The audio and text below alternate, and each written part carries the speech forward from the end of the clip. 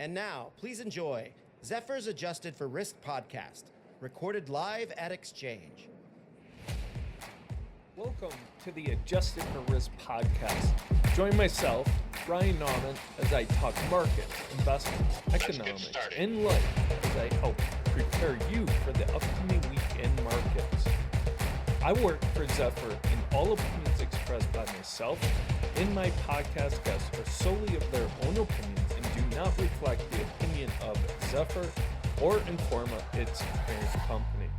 This podcast is for information purposes only and should not be relied on for investment decisions.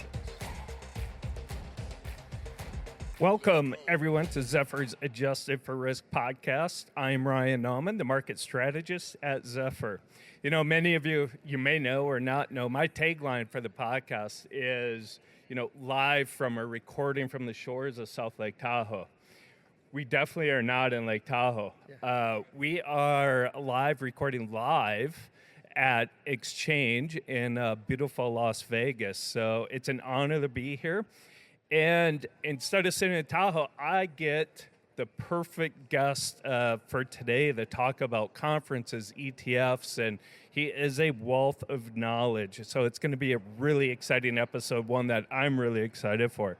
But before we get started, this episode is sponsored by Zephyr. Zephyr is an investment application that helps investment professionals make more informed investment decisions. The person sitting next to me doesn't need much of an introduction, but here it is anyways. I am honored and really excited to have Jon Fee, the Chief Marketing Officer at VettaFi, with me. Jon, welcome. Thanks, Thank Ryan. you. Thank you for coming on the show. Tell us a little bit more about yourself and VettaFi. Well, gosh, before I do that, I have to say, if we can do this up in Tahoe, call me. I didn't know that's even an option. That sounds incredible. Almost as incredible as it is to be here at the Exchange Conference in beautiful Las Vegas, loving the weather. It's fun to provide some lunchtime banter for all the folks at the conference. As you mentioned, I am the Chief Marketing Officer of VettaFi. We're an issuer services company. In addition to putting on conferences like the Exchange Conference, we also have a wonderful indexing business, a data analytics business, and then a digital marketing business as well. And it's a privilege for me to work with the team at VettaFi and be here with you, who I think is, for folks that don't know you, Ryan, I think you look a lot like Bruce Willis. Jon, I had mentioned earlier that I've been. People tell me I look worse. Yeah. And call me worse. Yeah. So thank you. Yeah, you bet. Yeah, I mean, Bruce Willis circa Pulp Fiction. Like, that's a compliment in my book. Oh, goodness. Okay, I've got a reputation to live up to now. Yeah, careful. The VettaFi team, Exchange, has been fantastic. Speaking of Tahoe, I kind of want to get you on a chairlift with me. Maybe we can record an episode from the chairlift in Tahoe. 100%. Do you snowboard? I snowboard. Okay, this is on. We got to make this happen. Okay, all right. We can have the lake behind us. Yes. We can, or maybe even better yet, we can just have an Exchange retreat in Tahoe. Ryan, you had me at Tahoe. Like, we'll do it. We'll do it. It's a little bit different. We just got some snow, so a little bit different than Vegas, but let's make it happen. 100%. Let's make it I'm in. So since we're talking about conferences, yeah, your team has done a fantastic job. Thank you. Exchange is doing. Thank you. It's been amazing experience. The content that you guys have produced. I just got done listening to Dr. David Kelly. He was amazing. Legend. Yeah. What's in store next? Where do you go from here? Sorry, after watching Dr. David Kelly, or yeah, we're following up with that. Yeah.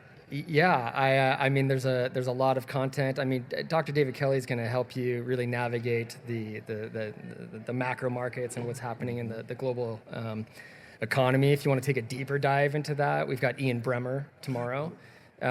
So those are two individuals who have this knack for synthesizing everything that's going on in the world, and there's been a lot of headlines to navigate, headlines and dreadlines to navigate, and some pretty rocky markets. And so there's, in addition to the session you already saw, there's another one from Ian Bremmer that's similar tomorrow. We got a lot of practice management that's geared to help advisors grow their businesses. We've got a lot of great asset class content that's delivered by a medley of different issuers and asset managers that are here, who build products specifically for the advisor community. So you got that. There's a lot of fun in the mix too. I mean, you can look out on the lawn right now and see that there's, putt for pink, that folks can do a little putt golf if they want to. But yeah, there's lots of options at this conference, and you're in Vegas, so. Yeah. Outside of the conference, you're in the entertainment capital of the world. Yeah. It's been fantastic, and it's a good thing I'm not 25 because I would probably struggle and cause some trouble. Yeah, especially because you look like Bruce Willis. Yeah. That could get you in a lot of trouble.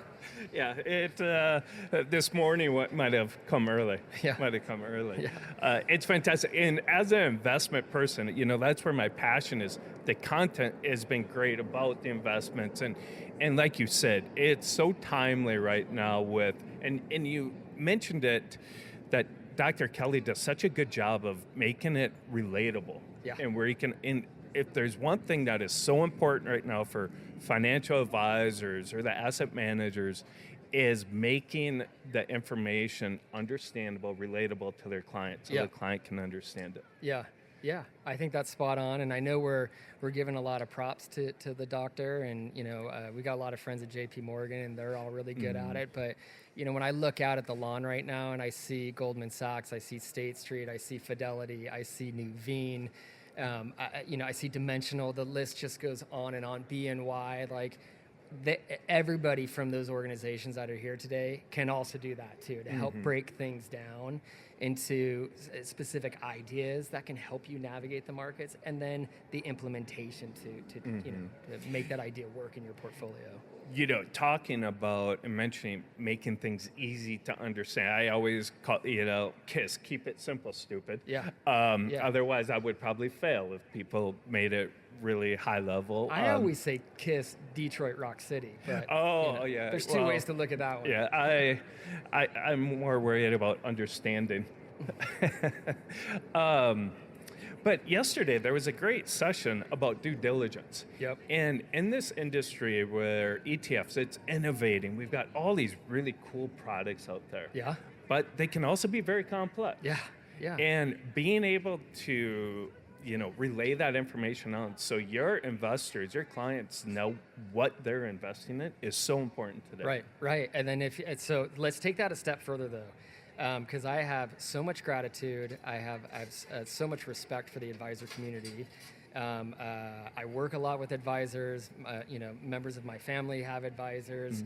You not only have to make sense of something that can be extremely complicated, but then you have to think about your audience that you're speaking to and break it down even further, make it relatable to the members of the family that you might be working with in their portfolio, how it relates to particular headlines that are coming in, how it relates to changes that are happening in a particular family. And so I think as much of the issuer community and beyond can keep things simple, it will make things easier for the advisor to break it down even further for their client. And that's what matters the most at the end of the day. I mean, that's where the advisor community, out of anybody here at this conference, is making the biggest impact to our entire country. So props to the advisors. You're exactly right, especially now with the uncertainty that everyone is faced with.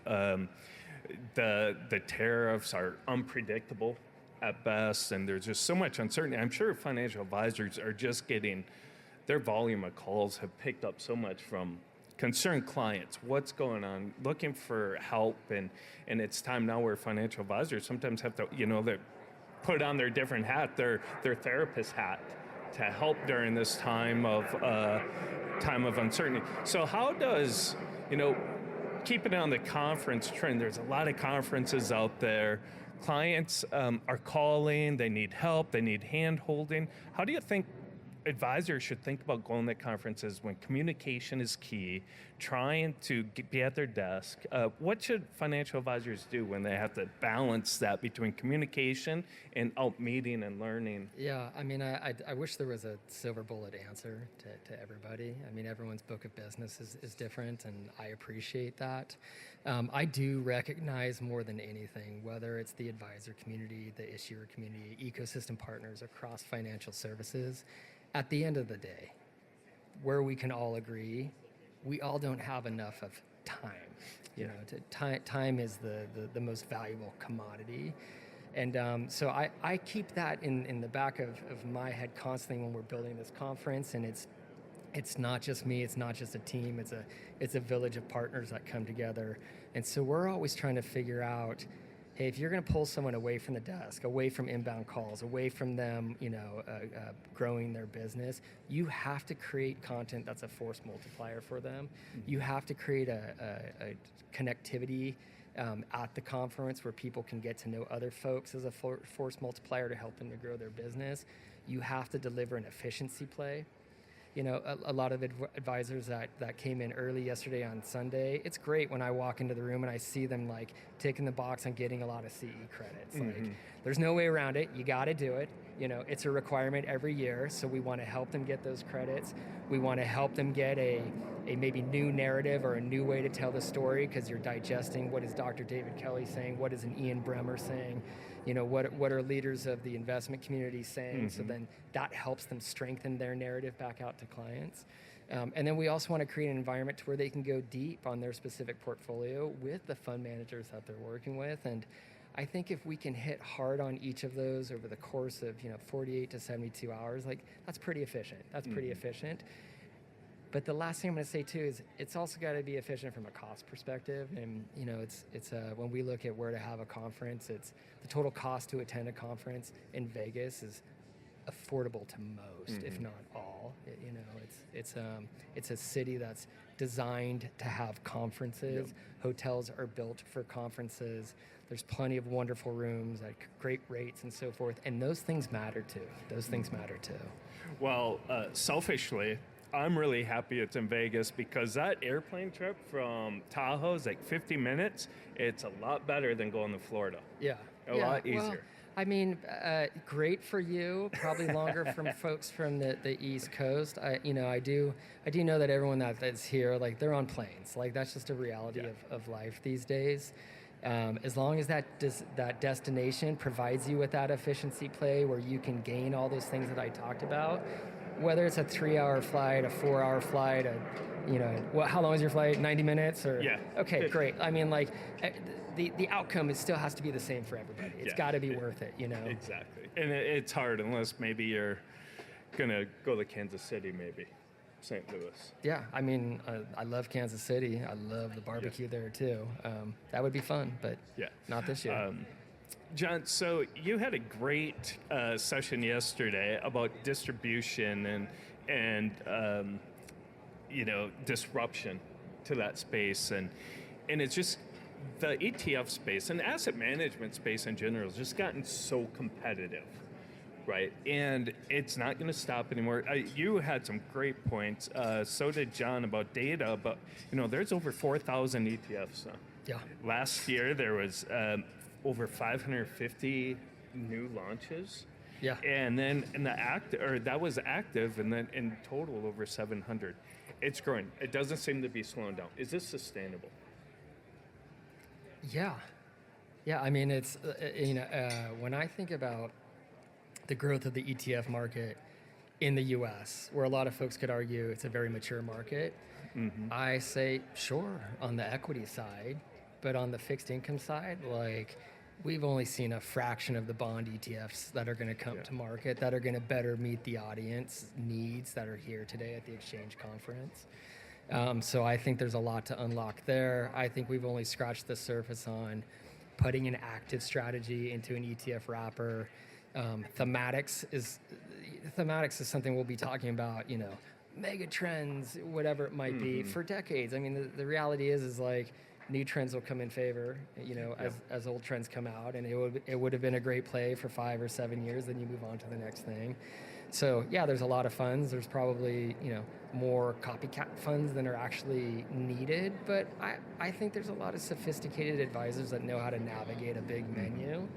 And they recognize, like, yeah, you probably only need a dozen total to keep your tabs on. Maybe a couple more come in and out after that. So, but you can think about it as ice cream. Like, invent a new flavor. Like, someone's going to like it somewhere. Maybe enough to where you make a lot of it. But people don't hate ice cream. No. No, I'm from Wisconsin. Ice cream and cheese, a beer too. There's nothing better. And for me personally, I think choice is better. And now financial advisors got a lot of different choices, options, and for their clients to really help build that portfolio that helps them achieve their objectives, which really at the end of the day is most important. That's right. And I don't know if you caught this in my presentation as well. I saw you taking copious notes, and I appreciate that. But I do think the winners will be, when we think about the issuer community, those asset managers, money managers that are bringing ETFs to market. I do think for the foreseeable future, those that learn to outservice their competition and really go above and beyond to deliver to the needs of the RIA population and beyond, so all segments of advisors, they will win. They will win. But that also means when an RIA calls you and wants something, you deliver it to them quickly. You recognize that they're trying to get something for their client and the importance of that. Mm-hmm. And so it sounds simple, and it has been for some, and you see them winning and growing their market share, but service is back, and I'm here for it. I love seeing that. Give good, high quality service to your end client. Yeah, I love the fact that you brought that up, because sometimes I feel as if service is often afterthought. In a lot of industries, and a lot of it, how many times you go out to eat for dinner and you leave and be like, oh my God, the service, I don't know if I'm going back. Service, I'm glad it is back in the headlines and why it's so important. And it's okay to demand service. If you're giving someone your business, like, they should give you quality service that helps you meet your needs, and they should be thinking about what is it that else they can do to help make you successful. So you are a repeat purchaser. You're a loyal client. Mm-hmm. And it makes that relationship stickier. And it helps build your brand, whether you are an asset manager or a financial advisor. That service really stands out and helps you differentiate yourself from your competitors. Yeah, and it helps with that. And I know it's simple. It's building a business 101, but sometimes we all need a reminder. Mm-hmm. No, it's very important. Very important. So with that distribution technology, we got to talk about technology. Yeah. What's that deal with asset managers? How do they leverage it in their distribution? How important is it? At Zephyr, we provide a platform. We help asset managers tell their story through data and investment analytics to make sure the story, the narrative that they're trying to tell matches the returns, matches the risk profile. VettaFi, you guys provide a platform also for asset managers to get their story out there, tell their narrative. How does it change with technology?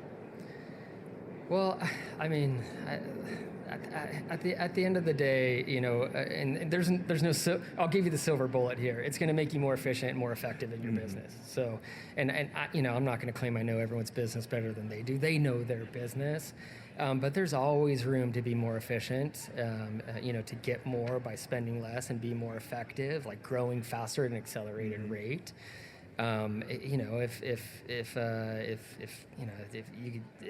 your website is outdated and you don't have a inbound functionality for a client to come to your website and complete a form to learn more and so forth, and that triggers a lead to your sales team, well, I can guarantee you, if you're not doing that today, do it. It's going to unlock more, effectiveness out of your sales team and your marketing team as well. It'll make your better ROI out of your website. It's, love or hate social media. Well, spoiler alert, it's not going away, right? And we're going to see more and more types of social media and how it's embedded in different types of products, to where in the future I think we'll be doing things that it doesn't feel like you're on social media. but you are. You're just in a large community and so forth, and so that's technology. That was the transition of Web 1.0 to Web 2.0, and so like integrating more of that functionality in. I mentioned yesterday you have to put AI on your org chart, and it could just be that you're using AI to do 1 to 5% of work right now, but the more you get comfortable thinking about AI, and maybe it's ChatGPT or whatever it is as a way to make you more efficient and more effective, well, that 5% is going to flip to 10%, 10% to 20%, and I don't think it's going to replace a human being, but it will replace a human being who's not using AI. Yeah. John, you mentioned that in our session yesterday, and all those pages of notes I took. Yeah, I think I highlighted that and I put that in bold print. Yeah, I might have to use that. I didn't know Bruce Willis was such a great student. I forgot my sunblock today. I really should have. I'm going to have a careful, line there. Careful. Yeah.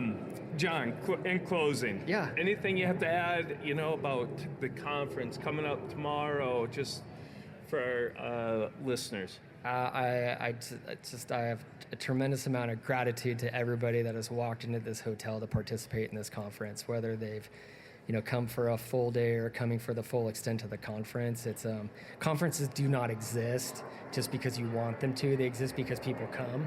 And I have a lot of gratitude, and on behalf of everybody at TMX and everybody at VettaFi and all of our partners and sponsors and so forth, all of our presenters, you as well, I am grateful on behalf of all of us that folks, take the time, their most valuable commodity out of their days and their lives. And, a lot of folks, it's time away from families as well, which I have a lot of respect for as a father of 3. So I have a lot of gratitude to everyone that's coming here, and I look forward to seeing everybody enjoy the rest of their time at the conference, and we're going to do it again next year. Awesome. Well, it's an honor to have you on. Thank you. Thank you for having me. Be invited here to record the podcast. It's great. Any fun stories that, Tahoe, skiing in Tahoe, got any? And remember, this is a family show. Yeah. Got to keep it clean. Maybe someday we'll do Adjusted for Risk after dark. Yeah. But about skiing in Tahoe? About skiing, yeah. There's a lot of after dark things in Tahoe that happen. Yeah, I don't know if I have enough time to think deep about a good story. And heck, these days, when I go skiing, I've got 3 kids with me, and they've got friends, and so, it's a lot of fun, but it's also I'm like so many other dads, like, where's my kid on the mountain right now? And I've lost them before, thankfully I found them, and they're great skiers and boarders and so forth, but yeah, not a fun story, but stressful at times. Oh yeah, it is. And it's supposed to be fun, right? Yeah, it is, but when your kids decide to be on that last lift that they can at 4 o'clock in the afternoon and storm's coming in, and you don't know if they've made it down yet. Oh, They'll keep you on your toes, you know. Exactly. That's when you need a tracker on them. Yeah, but then as soon as they show up with that giant smile on their face and they've had a blast and one of the best days of their life, all is good again. Yeah. John, it was a complete honor. Thank you, Ryan. Thank you, Ryan. Thank you for having me on your show, and we'll do it again in Tahoe from the lift. Yeah, let's do it. Where can our audience get more information about VettaFi? If they don't already. Yeah, simple. VettaFi.com, VettaFi.com has a lot of great information on there, a lot of great information about this conference, which you could also visit the URL exchangeetf.com to learn more. Awesome. Thank you, John. Thank you, everyone, for listening to this episode of Zephyr's Adjusted for Risk podcast. You can watch all of our other episodes on the Zephyr YouTube page, as well as on Spotify and iHeartRadio. And please be sure to like and subscribe that YouTube channel and our LinkedIn. Thank you, and have a great rest of your week.